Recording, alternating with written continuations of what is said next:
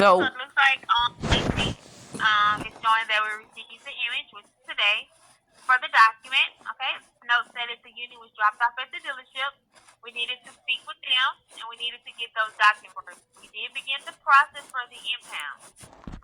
Just one moment.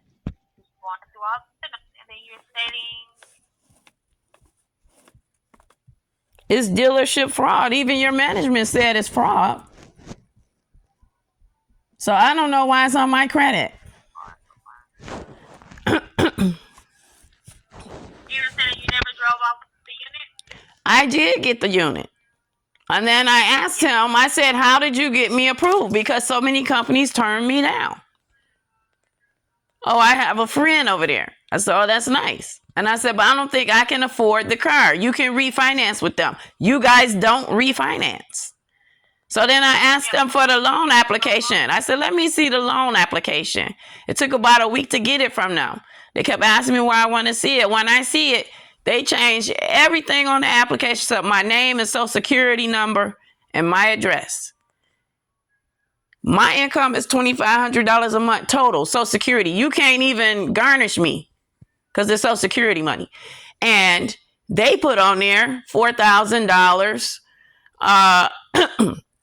retired 10 years. I've been disabled for 23 years. I put that on there. I put that my mortgage is $1,189. They turned it to $595. They played with the numbers. They put all kinds of lies on there. They put that I've been living in my house for 7 years. I just got this house a year ago. I've been living here for about a year and a half. So I asked them to cancel the loan, and I asked you to rescind the loan because it's fraudulent. Instead of making me file a Chapter 7. You see, they committed fraud. And then when I talk to the management, they're like, oh, well, we don't get the credit report. I see on my credit that you pulled the report. You did get it. And if you got it, you will see that I only been in my house for a year and a half. You'll see that I'm on Social Security. We report to the credit bureau. We don't pull it. We report to it, and if the payment is later not made, then we just send out the report to it. No, when a person applies for credit with you, you pull their credit report. It tells me exactly how many inquiries on my credit report, and they tell me exactly who pulled it. And Exeter pulled my credit report on May 8th. On April, I think it was April 8th. You pulled my credit report.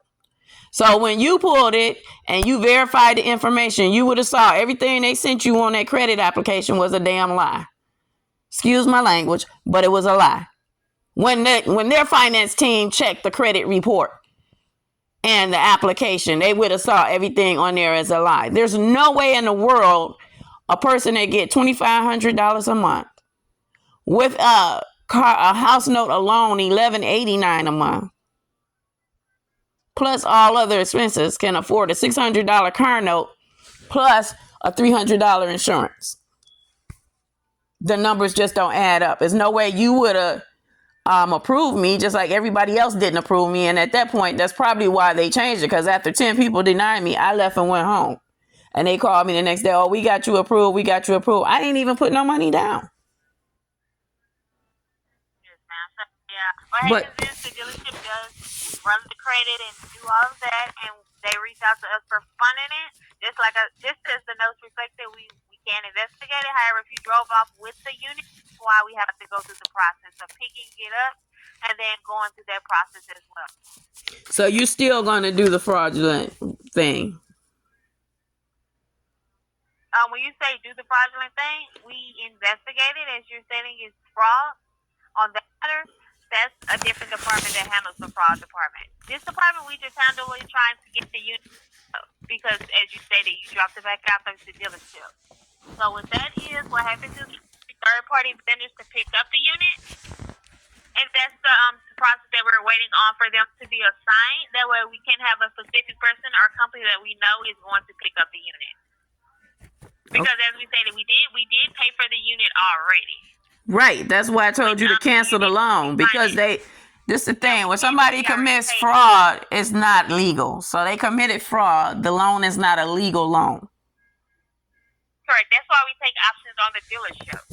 But once we've already paid for the loan, we still have to go through the process because we've already given them the money for the car. So why can't you just take the money back? Oh, it's a process to do it. Okay, I understand what you're saying. Yeah. Yeah, because I talked to Federal Trade Commission, Attorney General, and all that, and they said, well, they can rescind the loan.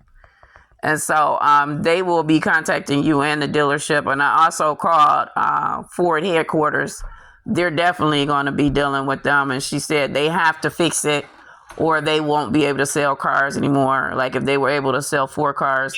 Yeah, it'll go against the dealership. It'll go against the dealership. So this, because you know what I'm saying? I could lose my house or have a $40,000 lien on my house. And it's not fair because they committed fraud.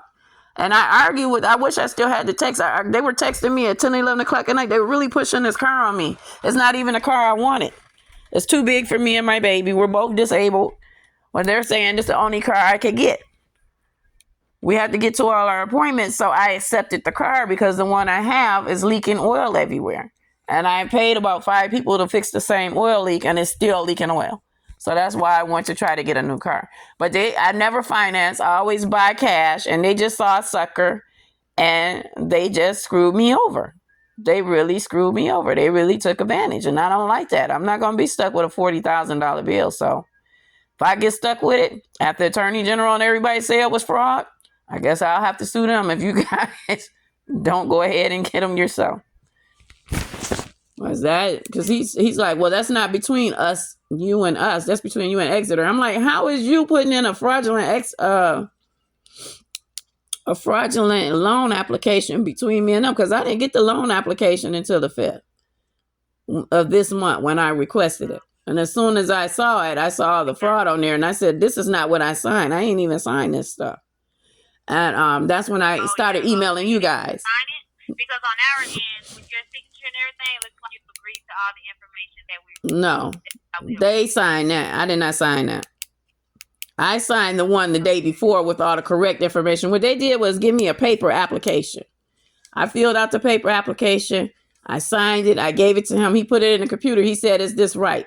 I said, everything is up. I do have a dependent. You see my daughter sitting here. So why did you make that a 0? Then he handed me his tablet and I put my electronic signature on there. That was it. But at some point, probably when they couldn't get me approved with all the other companies, when they were calling with the real stuff, they decided to lie and change it.